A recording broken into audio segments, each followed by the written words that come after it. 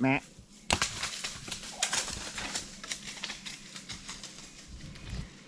All right, so in this episode, you're going to see a couple of opportunities that just unfortunately didn't quite go right. You're going to see two shots on film, both of which didn't turn out the way we wanted them to. My son Brayden had his first shot at a deer with his bow. Ended up having a really tough shot. You'll see that coming up here in the video. As you can see in some of these clips, we had some really cool opportunities with deer coming in close, coyote up close. Unfortunately, should have hopefully got a shot on the coyote. Came out of nowhere. He didn't realize it was there at first and didn't even realize he was able to shoot it. And I was like, dude, you could have shot it. But this is where we're going to pick up next, and you're going to see the hunt coming up to his shot here.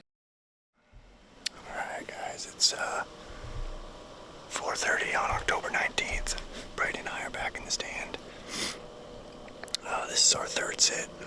Sat last night, had some action, had a few does. Then this morning we had a couple does, a few fawns, and one small buck. Just really only had a shot at really one of them, and it was the one doe that had two really little fawns. So we didn't really want to shoot that because you could tell they were born late because they were really small. So really didn't want to shoot that.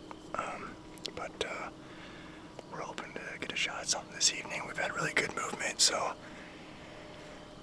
as long as we get something in the area that we're looking right here for a good shot, and hopefully get Brayden his first deer with a bow. So we'll see what happens.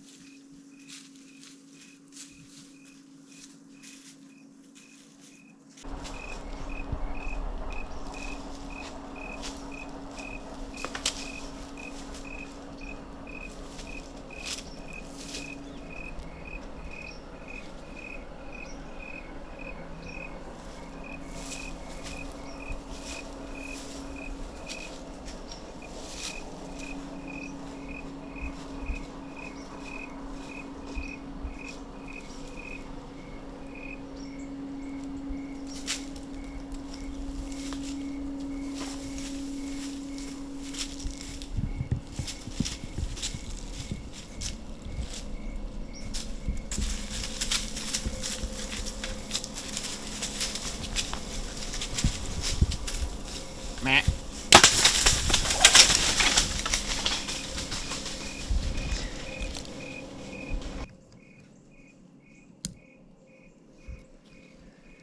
I shot him high. Yeah, I shot him like really high. So as you can see, Brayden's shot was super high. Unfortunately, it's one of those things where we've practiced a lot, and I had it set up to where hopefully he'd have that shot right along that field edge, which was like a 15-yard shot, which is what he was practicing all the time, shooting great.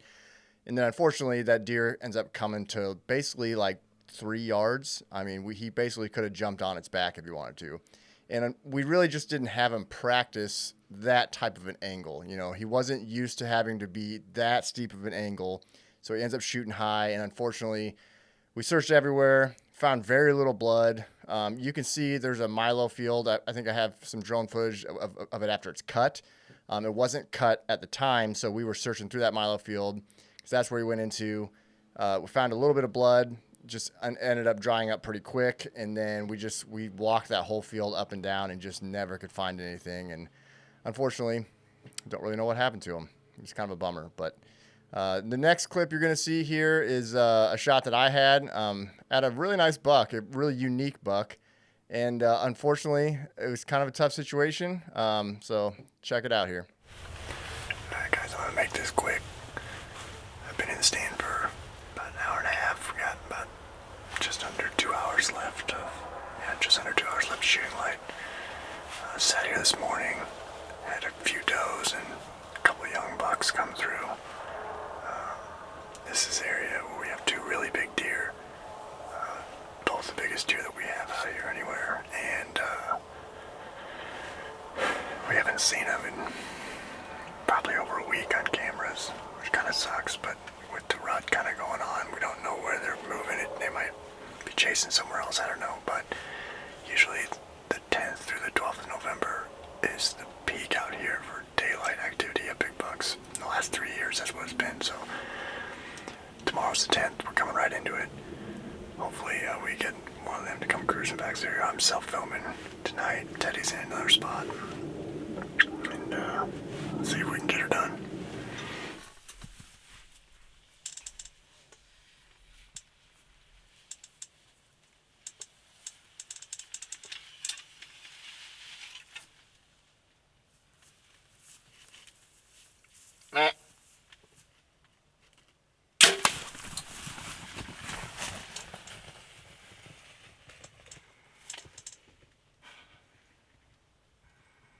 So the shot on my buck, unfortunately, was forward and low. Ended up basically getting about 3 inches of penetration, and arrow ended up falling out after he ran about 10 yards. Really, we found zero blood. Zero blood. We went back that night, looked, couldn't find blood anywhere. Went back the next day, couldn't find blood anywhere. We searched all over. Obviously, I hit some sort of hard bone, didn't get the penetration. What was unfortunate about that, and not unfortunate, but when I shot that deer, so one thing you can't see because I didn't have my GoPro running because it was so dark. I had 2 minutes left of legal light left. So, and I'm down in the bottom of this draw, so it was already pretty dark. So I had my camera on already, and you can see where the deer comes out and then jumps back at first. That's because I was reaching over to shut my camera off, and as I'm reaching over, I happened to look one last time as I'm reaching over, and sure enough, there was this buck that came out of nowhere. So he saw my movement, jumped back, I grabbed my bow, drew back, got on him.